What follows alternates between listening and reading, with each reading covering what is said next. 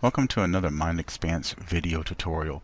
Today we're going to look at maybe doing a little bit with some sprites for video game production possibly, and this process is relatively easy to accomplish, and I'm using Photoshop Elements for this, which is version 11, but any of them will do that.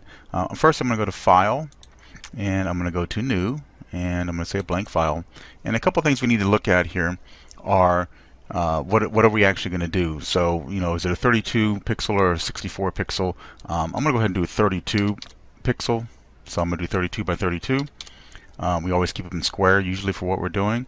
And then we have transparency, which is what we normally want. We want a ping or a GIF for that. I'm going to go ahead and leave it color, and I'm going to say OK. Now it looks relatively small. We're going to do a Control plus plus a couple times on it. Well, there's other ways to do this as well, or you can actually use the Command plus plus if you're on a Mac.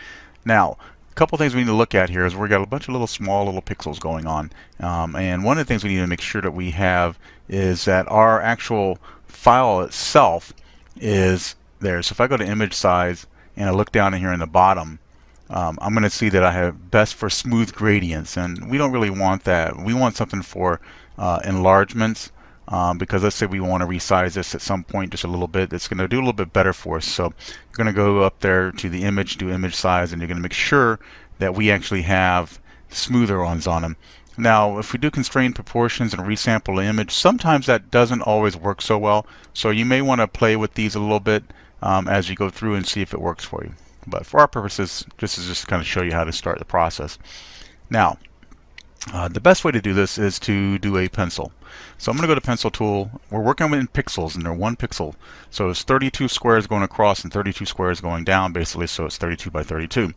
So what we're going to do is we're going to go in and we're going to actually make sure that we're set with our pencil at this. And of course, I can change the colors just by clicking here. Let's say we're going to do something for a space shooter game, Space Invaders type thing, and we just want to create a character. Remember, I blew this up, so it's actually much smaller than what it looks like. But let me just go in here and pick some color of a green. And sometimes you might want to put an image in here and set another layer. But I'm just going to start going in and clicking, and you can see what it's doing. Now, if I just drag, you can see I can actually go down, and I can come in, and I can kind of do my image. And I'm not doing this real accurate right now because, we're just doing a tutorial, so it's kind of more about showing you how to do something rather than actually being 100% accurate, because your designs are going to be much different than what I have. So I've got this, and now I'm going to come in and I'm going to make something for the actual eye here.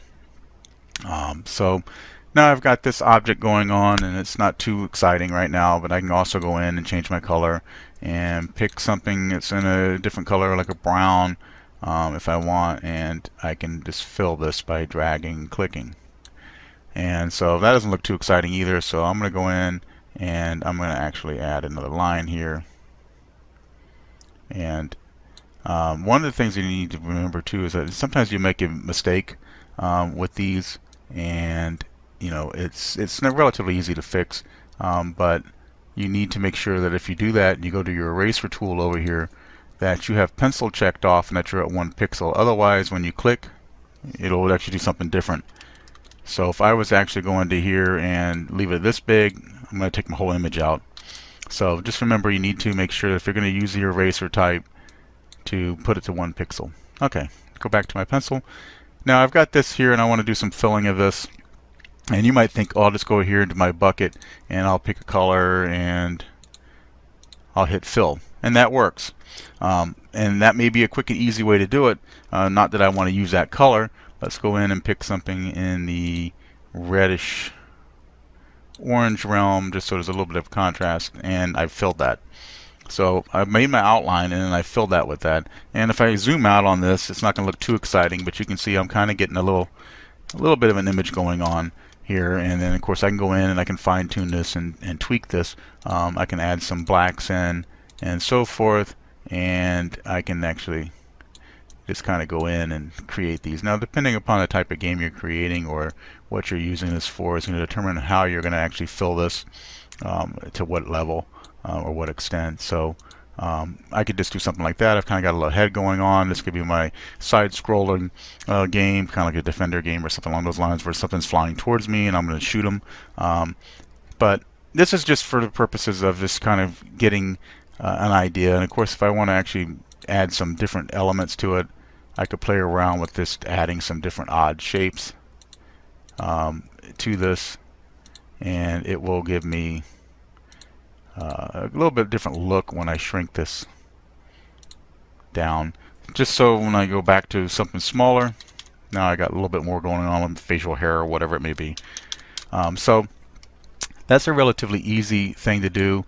I'm going to go in and I'm going to do another new blank file, and this time I'm going to make this 16 by 16. And you remember like in Defender and so forth, they always had the smart bombs. Those are usually a little bit smaller. And then I'm going to go in, I'm going to make sure that my image is actually set to what I want. By default, it tends to do that, to the gradient. So I'm going to go back to the best for enlargements. And then I'm going to blow this up again, relatively small again. But this time I'm going to go ahead and leave my items just a little bit off gray.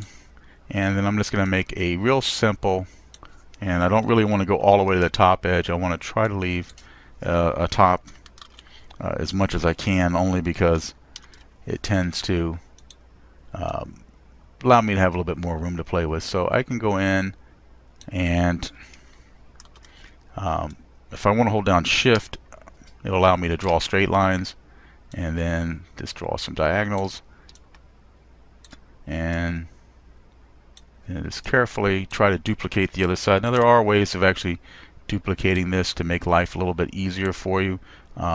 It's really dependent upon what it is you're trying to do.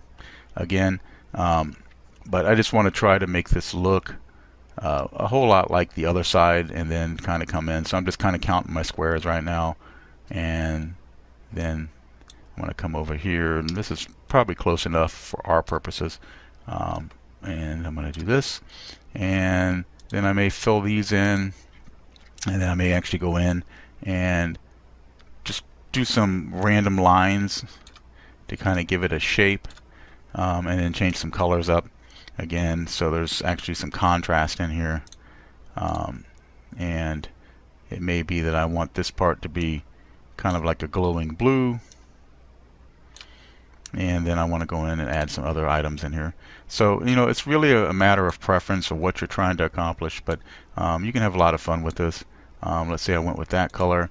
I could literally go into here and do this, and of course I can always go to my paint bucket and hit my fill button once I've got it started, and then I can go into here and hit yellow, some shade, and do my fill bucket on that again.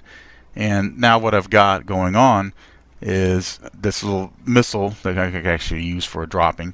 And let's say I don't like this being this way, so I'm going to add another color down here. So I'm going to go into something along the lime green, so it kind of stands out. And I'm going to use my pencil tool again, and I'm going to do this just so I have some kind of a tip on it. Now when I zoom out on this, you can see I could use this as a bomb or even a shield or something if I wanted to within the game itself. So anyway, this purpose of this was just to kind of give you a really quick overview of how this can be done, and this is kind of like painting sprites in a sense that we're actually just doing by pixel. There are some shortcuts with the fill that you can actually click and fill an object really quick if you're going to use a solid color. Of course, if I wanted to, I can go in with my pencil tool again, and I could actually add some other elements to this. So right over the top of it, and we'll replace the color in it. So just a little something for you to play around with, and this should be a lot of fun, and there'll be more tutorials on this to come. Now let's say I don't like that being positioned there. I can go in and do some modifications as far as shifting is concerned, but it's a little bit trickier because we're working with pixels. So if I'm not 100% accurate, you can see how it wants to snap. Of course I could go in and try to widen this a little bit to try to balance this out, and stretch this a little more if it'll allow me without doing anything. It's going to modify that too much. And then of course you see what happens when you do that. It kind of goes a little nuts on you. So that's what I was saying about when you're actually shifting things and you're doing things later on. It will always play a little different. So make sure your settings are set up right and you'll have less problems when you do that. So hopefully this will be useful to you, and we'll see you in the upcoming videos with mindexpanse.com. Bye for now.